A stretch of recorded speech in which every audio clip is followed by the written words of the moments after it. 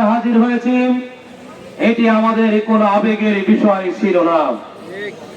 আমরা আমাদের ন্যায্য অধিকার, যে ঐতিহাসিক 36 জুলাই বিপ্লব ছাত্র জনতা সংগঠিত করেছিল, সেই 36 জুলাইয়ের দাবি পুনরায় উল্লেখ করে বাস্তবায়নের লক্ষ্যে আজকে আমরা এই জনতার কাতারে হাজির হয়েছি।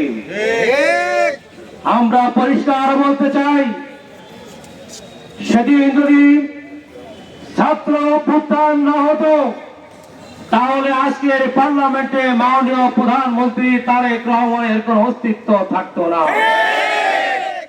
বিরোধী দলের কোন অস্তিত্ব থাকতো না। এটি আজকে আমাদেরকে কোন স্বপ্নের বিষয় নয়।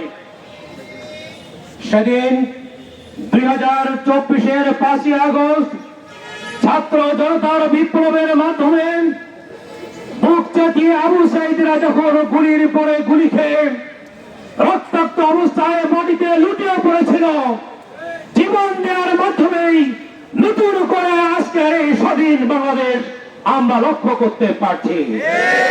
সাংবাদিকরা বন্ধুগণ, কথায় কথায় এখন আমাদেরকে সংবিধানের পুলিয়ে আনা হচ্ছে। সম্মানিত ভাইরা, যদি সংবিধানের ধারাবাহিকতার কথা বলা হয়, তাহলে আজকে প্রধানমন্ত্রী কি তারেক রহমান থাকতে পারেন? আজকে দেশের জাতীয় পতাকা উড়িয়ে যারা ঘুরে বেড়াচ্ছেন, তারা কি বাংলাদেশ শাসন করার কোন অধিকার রাখেন? ছাত্র যুবকের রক্তের বিনিময় অর্জিত বাংলাদেশের স্বাধীনতা সার্বভৌমত্ব রক্ষার জন্য ফাঁসিবাদী আওয়ামী দুঃশাসনকে যারা মুক্ত করেছিল, তাদেরকে অস্বীকৃতি করার মানে হচ্ছে বর্তমান বাংলাদেশের পার্লামেন্টকে অস্বীকার করে যায়।